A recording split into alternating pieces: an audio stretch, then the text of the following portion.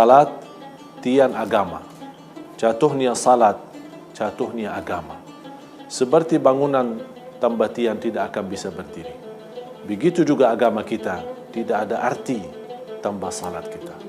Berarti kita langkah pertama menuju salat sesuai salat Nabi kita Nabi Muhammad SAW adalah wudu. Kemudian nawaitu innamal a'malu binniyat, dan cukup niat itu ada di dalam hati. Yang ketiga, mulai dari gerakan takbir dengan suara Allahu Akbar. Ucapan kata itu tidak ada sebelum takbir itu disunnahkan selain bertakbir. Selepas kita nawaitu, kita langsung bertakbir. Dan contoh yang dicontohkan oleh Rasulullah SAW, posisi tangan kita saat kita bertakbir seperti ini. Ada juga contohnya mendekati telinga seperti ini. Tapi yang kita selalu perhatikan, sepertinya orang mau salat tapi malas laksanakan salat. Begitu dia masuk dalam salatnya, Allahu Akbar. Tapi tangannya di mana? Mana ada takbirnya di sini? Jadi begini aja. Dia merasa keberatan mengangkat tangannya di posisi yang benar yang sudah dicontohkan oleh Rasul kita sallallahu alaihi wasallam. Ada dua posisi. Satu, yang kedua, boleh mendekati telinga. Tapi tidak disunnahkan kita memegang telinga, itu tidak ada di ajaran Rasulullah SAW. Kemudian selepas takbir, Allahu Akbar. Boleh bertakbir sebelum menggerakkan tangan. Allahu Akbar. Baru digerakkan tangannya. Boleh disamakan Allahu Akbar. Dan boleh menggerakkan tangannya duluan. Baru Allahu Akbar. Jadi tiga hal sudah juga disunnahkan oleh Rasulullah SAW. Bersama takbir gerakkan tangannya, atau duluan baru bertakbir, atau takbir baru menggerakkan tangannya. Posisi juga tangan kita di antara bagian perut sama dada. Tidak terlalu di atas dan juga tidak terlalu di posisi bawah. Atau seperti orang yang saya perhatiin saat dia lagi salat, dia membawa tangannya di posisi jantungnya. Begitu lepas salat saya bertanya, mohon maaf Pak, kenapa Bapak taruh tangannya di bagian jantungnya? Apakah Bapak takut jantungnya jatuh? Kata beliau, enggak, biar posisi jantung saya menghadap kiblat. Yang disunnahkan kita menghadap kiblat posisi muka kita, bukan jantung kita. Kalau sudah kita perlahan-lahan menikmati gerakan posisi kita, mulai gerakan tangan, ucapan, menggerakkan takbir, kita baru membaca doa iftitah kita. Selepas baca iftitah kita, baru kita baca A'udzu billahi minasyaitonir rajim, Bismillahirrahmanirrahim. Berarti posisi isti'azah dan basmalah bukan selepas takbiratul ihram, tapi sesudah membaca iftitah. Sebelum baca Al-Fatihah, baru kita A'udzu billahi minasyaitonir rajim, Bismillahirrahmanirrahim. Kemudian dilanjut membaca suratul Fatihah. Kalau di salat sunnah, boleh cukup dalam membaca Al-Fatihah langsung rukuk, tidak menjadi masalah. Kalau di salat sunnah. Tapi yang salat wajib, khususnya rakaat pertama sama yang kedua, wajib membaca Al-Fatihah, kemudian salah satu surah yang lain. Posisi rukuk benar-benar dijaga. Pertama, posisi tangannya di atas lutut. Ini posisi rukuk. Sepertinya memegang lututnya sendiri. Tidak boleh yang selalu kita perhatiin ada banyak jamaah, posisi rukuk selalu tangannya paling bawah.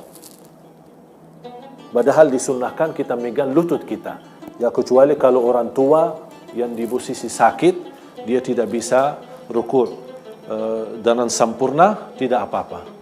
Begitu sudah kita berdiri dari posisi rukuk, sama disunnahkan kita angkat tangan kita di posisi yang sama sebagaimana kita memulai salat kita. Sami'allahu liman hamida. Rabbana walakal hamd. Hamdan kathiran tayyiban mubarakan alaih kama yuhibbu rabbuna wa yarda. Begitu selesai doa kita, langsung kita turun kepada sujud. Turunkan lututnya duluan, kecuali kalau orang tua merasa sakit, tidak berat, dia bersandar dengan tangannya dan dia menurunkan tangannya duluan untuk bersujud, tidak apa-apa, boleh. Diutamakan posisi lututnya duluan, baru tangannya. Kalau tidak bisa, dibolehkan untuk tangannya duluan, baru lututnya. Tapi di saat kita lagi bersujud, Jangan lupa juga membawa ucapan Allahu Akbar. Semua gerakannya, takbir, sami Allahu liman hamida, bacaan kita, zikir doa kita juga di ruku' maupun di sujud, semua dengan menggerakkan bibirnya dan juga membunyikan suaranya, suara yang cukup didengar oleh diri kita sendiri. Begitu sudah kita di posisi sujud, pertama kita harus memisahkan posisi paha dan bagian perut kita, tidak terlalu rapat dan tidak juga terlalu jauh, supaya kita bisa tenang dalam sujud kita. Artinya, kalau kita perhatiin posisi kaki, kemudian dalam tubuh badan kita, semua jadi lurus. Jadi bagian sujud, pinggang kita lurus, tangan kita pun tidak boleh dirapatkan di bagian tubuh badan kita dan tidak boleh terlalu jauh. Kalau kita sudah berdiri dari sujud pertama, duduk yang dinamakan jalsa baina sajdatain, duduk antara dua sujud. Dan posisi duduknya kita menjadikan posisi bagian kiri, kaki yang kiri kita menjadikan duduknya, kemudian bagian kanan, kaki yang kanan kita juga memberdirikan, kemudian mengarahkan jarinya menghadapi kiblat. Kemudian kita duduk, luruskan badan kita sambil kita Rabbighfirli, Rabbighfirli, Rabbighfirli, atau doa yang lain, Rabbighfirli warhamni wahdini warzuqni wa'afini wahdini. Ada beberapa doa yang sudah dicontohkan oleh Rasul kita sallallahu alaihi wasallam. Begitu kita selesai, selepas selesai sujud yang kedua, begitu kita berdiri untuk melanjut ke rakaat yang kedua, ada dua hal disunnahkan. Yang pertama, boleh kita berdiri langsung tanpa duduk, Allahu Akbar langsung berdiri, atau lebih afdal, lebih sempurna, lebih utama sebagaimana Rasulullah SAW, begitu kita sudah bangun dari sujud, duduk dulu di posisi duduk, artinya santai-santai saja. Dinamakan dalam fikih duduk istirahat. Duduk istirahat sejenak, sebentar saja, baru kita lanjut berdiri lagi di rakaat yang kedua. Tetap di posisi angkat tangannya Allahu Akbar, baru kita lanjut bacaan kita. A'udzu billahi minasyaitanir rajim, tidak perlu diulangi lagi karena isti'azah cukup untuk membuka salat kita. Kalau sudah di waktu tahiyat, posisi duduk di waktu tahiyat ada dua cara. Bisa kaki yang kanan, yang kiri menjadikan posisi duduk. Kemudian yang kanan diberdirikan, jarinya tetap menghadap kiblat. Atau bisa juga bagian kaki yang kiri di bawah kaki yang kanan. Dua posisi dibolehkan dan disunnahkan oleh Rasulullah sallallahu alaihi wasallam. Walaupun lebih utama dan lebih afdal di posisi duduk seperti duduk di antara dua sujud. Karena kalau dua rakaat duduknya sama dengan duduknya di antara dua sujud. Tapi kalau lebih daripada dua rakaat, baru dibolehkan bagian kaki yang kiri di posisi di bagian kaki yang kanan. Kemudian di saat kita di posisi tahiyat, sering terjadi persoalan perbedaan antara jamaah soal gerakan jarinya. Mana yang benar? Supaya saya jelaskan, menggerakkan jari di posisi tahiyat itu namanya sunnah. Artinya apa? Kalau kita di posisi tahiyat tidak menggerakkan jarinya sama sekali, salat kita sah. Rasulullah sallallahu alaihi wasallam banyak riwayat dan mencontohkan. Di mazhab Imam Maliki, gerakan jarinya merupai tawaf. Itu pendapatnya mazhab Maliki.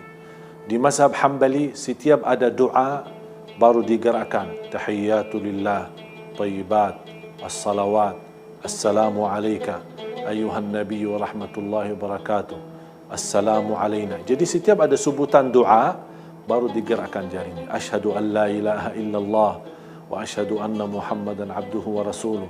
Allahumma salli ala Muhammad wa ala ali Muhammad. Jadi setiap ada doa, tidak berakan setiap sepanjang tahiyat, tapi setiap posisi doa baru digerakkan. Itu mazhab Hambali.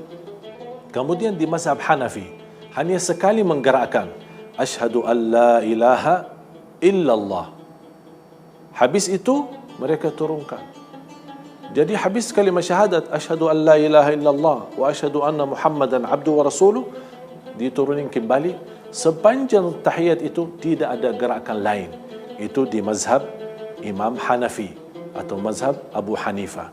Kemudian yang keempat yang kita jaga, yang kita punya kebiasaan adalah mazhab Imam Syafi'i.